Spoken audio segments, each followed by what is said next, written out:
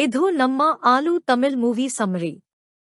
Gopalsamy, a poor graduate of Bachelor of Arts, travels to Madras to financially provide for his mother's eye surgery.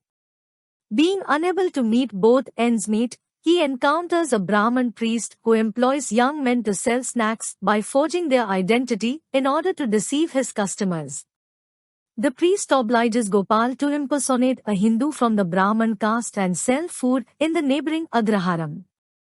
Being a non-Brahmin from a backward caste, Gopal finds it morally reprehensible to wear the sacred thread.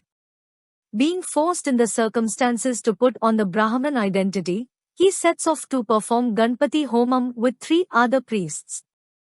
Mylapore Srinivasa Sastri is an orthodox Brahmin priest who will preserve his Brahmin regulations mentioned in the Vedas at any cost, but also helps the needy. Though he helps non-Brahmin low-caste people, he cannot tolerate them even touching his clothes. Gopal comes to Srinivasa Sastri's home for the Homam and meets Srinivasa's young daughter Banu. Srinivasa Sastri figures out that Gopal does not know any sacred chants but understands that Gopal is an educated Brahmin who is looking for a job. He arranges a job as a government-employed clerk for Gopal in a temple and lets him stay in his outhouse as paying guest. Gopal's innocence courage attracts Banu and she falls head over heels for him. Gopal keeps away from her to not encourage a relationship, causing a fight. Srinivasa Sastri gives money for Gopal's mother's operation and Gopal is loyal to him. Banu's mother wants Gopal to marry her daughter, but Gopal falsely insists that he has a bride waiting for him. Banu finds that Gopal loves her. She kisses him in front of her parents. Srinivasa Sastri accepts their relationship and arranges for marriage. Gopal reveals that he is not a Brahmin, but Banu does not believe him and both marry in Brahman's traditions. Gopal's parents come to marriage without their son's knowledge and they are shocked by the wedding. They reveal themselves to Srinivasa Sastri and ask him to convey their blessings. On knowing the truth, he furiously tells Gopal to swear that he does not live as husband to his daughter, to which Gopal promises as a punishment. Srinivasa Sastri is disappointed on his daughter's marriage. Gopal's parents seeks for apology for their son's act and requests him to unite Gopal and Banu, which Sastri does not accept.